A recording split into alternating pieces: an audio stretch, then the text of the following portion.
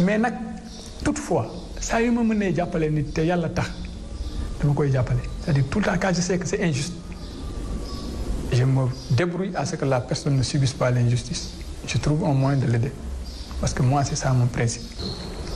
Adji Sarr bu ma commandant bi boolee ak moom ne ma demal déglu ko xam nga lan la ma njëkkee wax mu ne ma tonton est-ce que lii duma créer problème Kamil baa ngi ni balaa may commencer en fait damay waat c'est-à-dire man kenn xamee wu ma caaxaan je suis un très bon musulman ma ne ko lu tax ngay poser loolu mu ne lii est-ce que sama patron dina ko yëg ma ne ko kan mooy sa patron mu ne sama patron mu ngi hôpital Fann quoi ma ne ko pourquoi mu ne ma bu ko yëgee dina am problème donc vous vous imaginez nit di porter plainte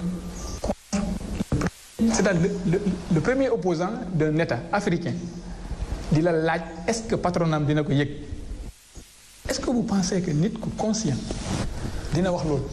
Ensuite au cours des auditions bu ñu commencé auditionner ba pare ma ne ko Adji jox ma sa carte d'identité xam nga booy jël auditionner nit vous prenez d'abord sa pièce d'identité nga ñëw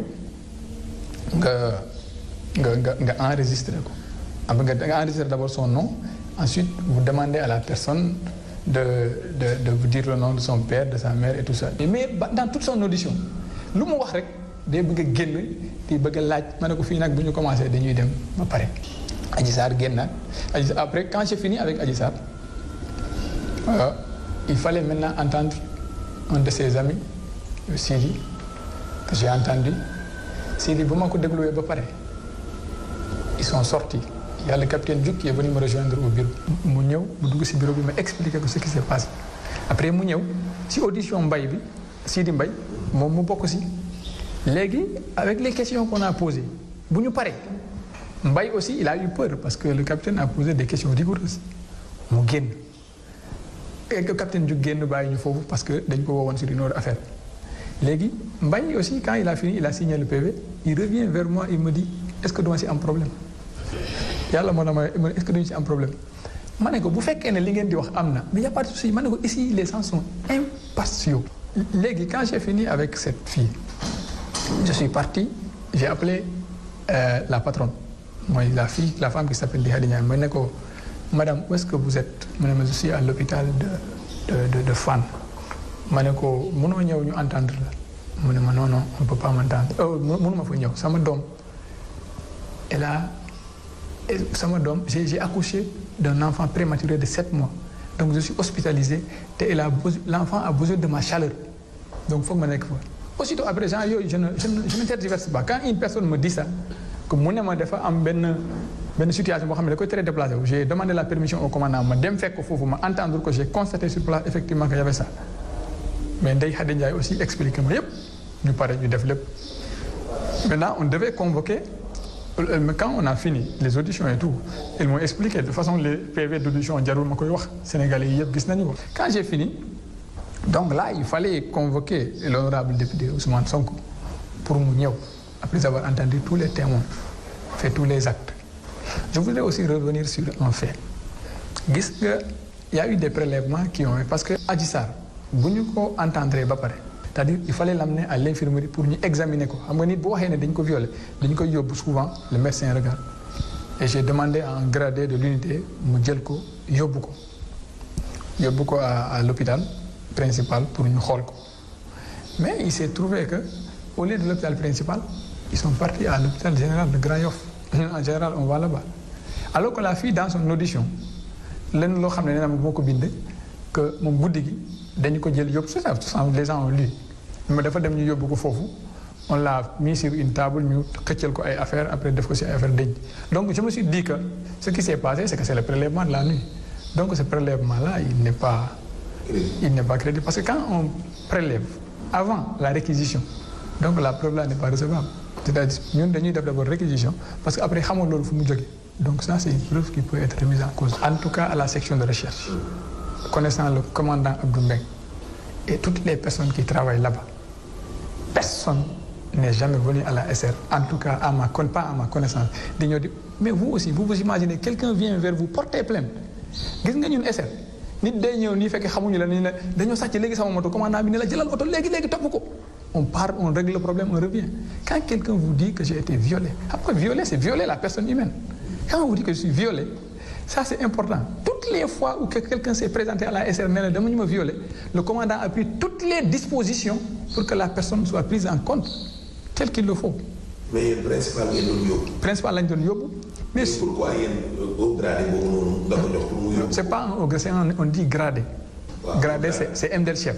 Waaw nga jël ko. waaw boole ko moom pour mu yóbbu ko principal. sûrement xam nga comme. mais pourquoi ci diggante bi ñu yóbbu ko CTO. là je ne sais pas pourquoi mais sûrement. comme cette fille là elle était innocente xam naa il a fallu faire croire que kooku moo xam li ko daal ba pare. c'est que toujours ça c'est toujours dans les manipulations que kenn moo ko war a wax ne médecin bale xam na lu xew nañ ko yóbbu foofu moom mun na def. sinon nous normalement on l'amène à l'hôpital principal. quand on a fini toutes les auditions. Il fallait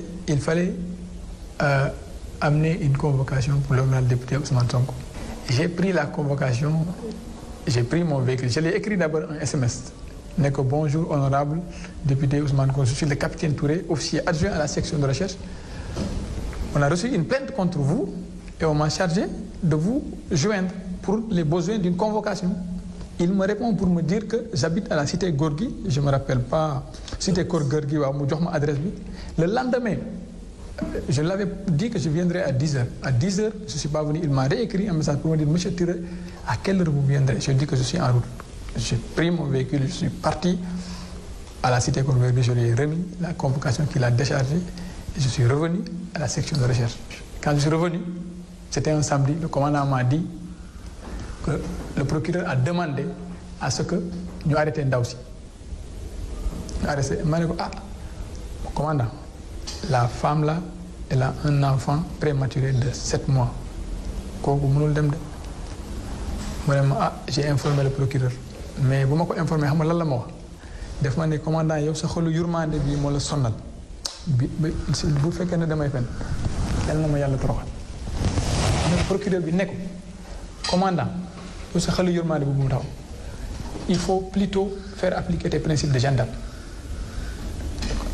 Alors, comme prévu, le commandant m'a dit exécute les ordres. Je suis très loyal à mon chef.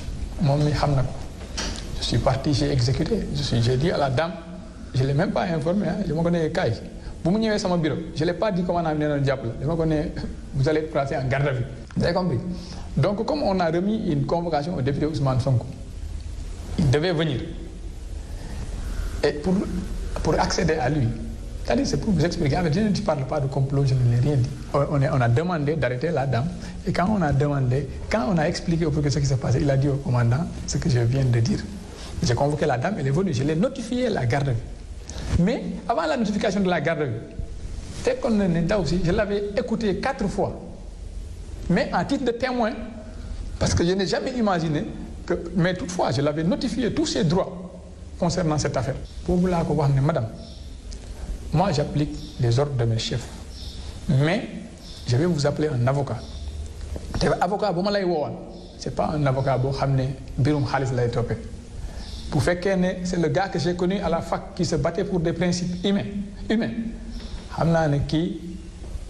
Il va faire son possible pour que la vérité se manifeste pour me appeler là. Vous avez compris? C'est ainsi que j'ai appelé Maître Bassirou Baldé qui est sorti une fois en parlant.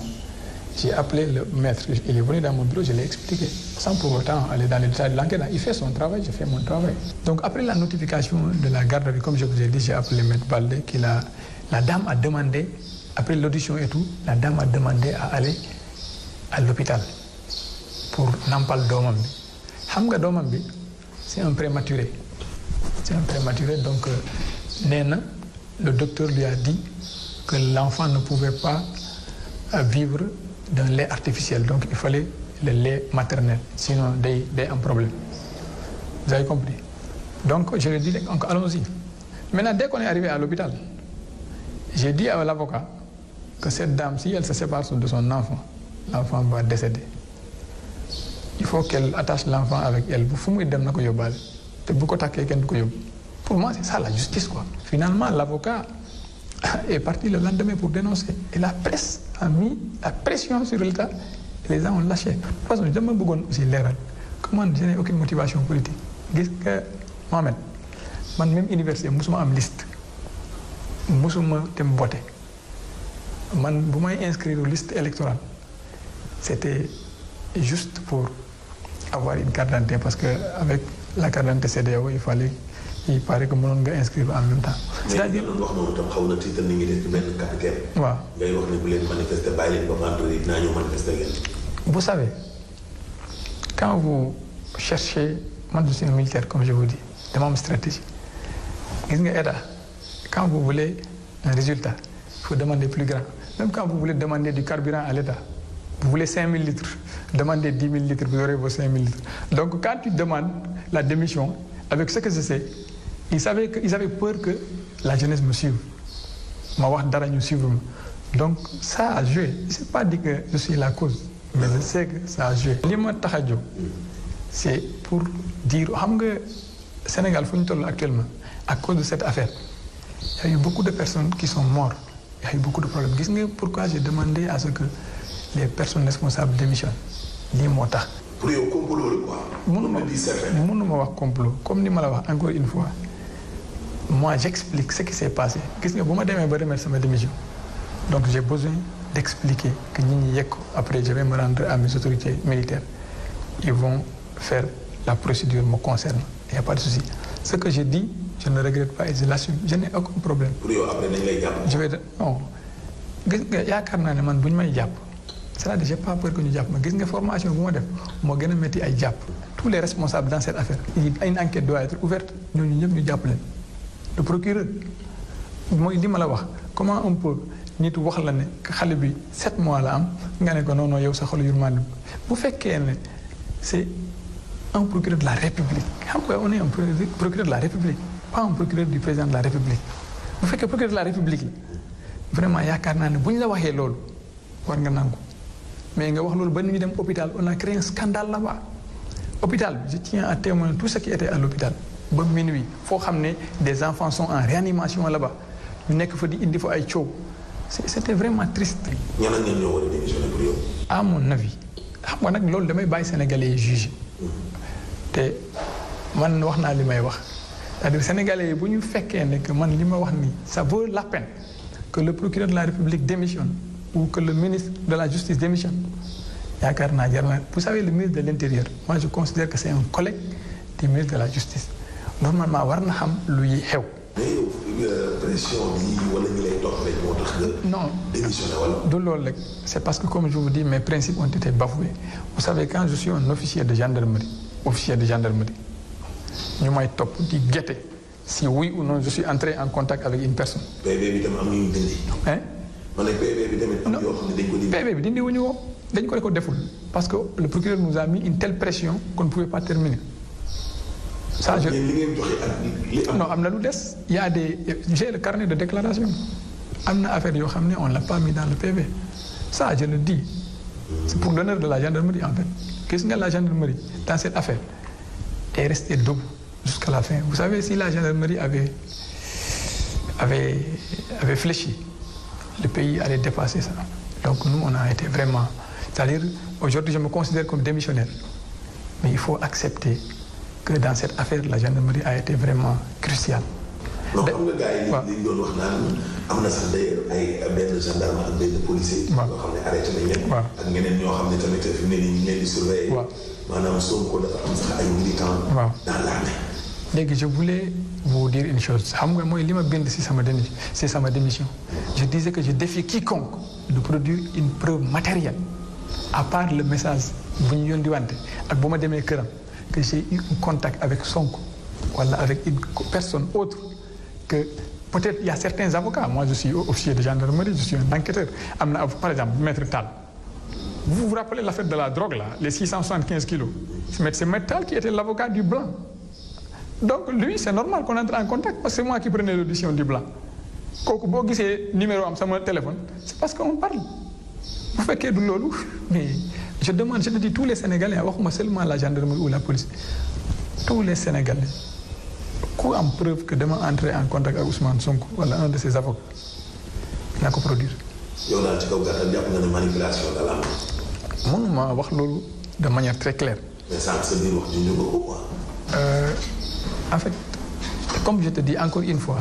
damay bàyyi Sénégalais yi ñu tirer ay conclusions c'est-à-dire waruñu làkk suñu réew si dans ces genres de détails. non maanaam kuñ violé mu ñëw. waaw porte plainte ba pare ñu déglu la ba pare nga ñëwaat. waaw ne mbaa lii du ma ci am problème. comme si yow dañ lay yónni ne demal porte plainte. loolu laa la wax gis nga comme je l'ai dit au départ moi j'ai établi plus de 1500 projets verbaux c'est l'affaire la plus simple de toutes les affaires que j'ai faites c'est-à-dire moo tax ma ne la boo bëggee xam man maay kan il faut aller écouter les gens avec lesquels je travaille ñooñu mën nañ la expliquer kan mooy capitaine Touré moi je ne suis pas violent c'est-à-dire moo tax comme ni ma la sama vidéo boobu bu mu fuitee tout ce qui ma ko des ma appelé mu ne ma ah mais mon capitaine yow yaa nekk si vidéo bi ma leen ah man la de mais comme je vous dis gis nga booy boo bëggee dem fenn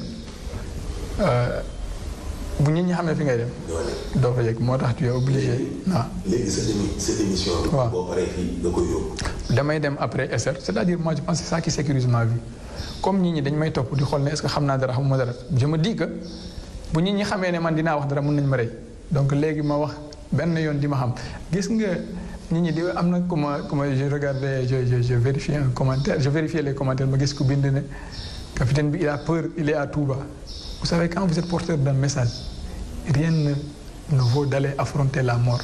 Le général de Gaulle quand il appelait les Français à résister il était à Londres il n'est pas venu se battre pourtant il est arrivé à convaincre les Français donc bu fekkee ne yaakaar nga ne yow li ngay wax mun na changer dara jarul ngay dem xeex toogal rek nga wax ko bu fekkee changer na baax na bu fekkee nit ñi gëmuñu la nga dem toog. man luy sama maam te di ko remercier di ko gërëm lu bëri c'est-à-dire elle m'a éduqué sur des principes yoo xam ne mosul bëgg ma wàcc la vérité c'est-à-dire li may def ni c'est elle qui me l'a inculqué donc ce qui fait que maa ngi koy massaw bu baax a baax je sais que actuellement il paraît qu'elle a même organisé ay jàng kaamil foofu pour que je puisse vraiment yàlla jàppale ma mais je voudrais qu'elle comprenne que c'est li ma yare si loolu laa nekkee donc je ne suis que mon destin c'est-à-dire gis nga PV affaire bi c'était mon destin c'est-à-dire on était 3 capitaines à la SR commandant bi woo ma ne ma demal def ko donc bu fekkee dëgg dafa war a feeñ da ngay wax expliquer lu xew bu me reconvoquer demain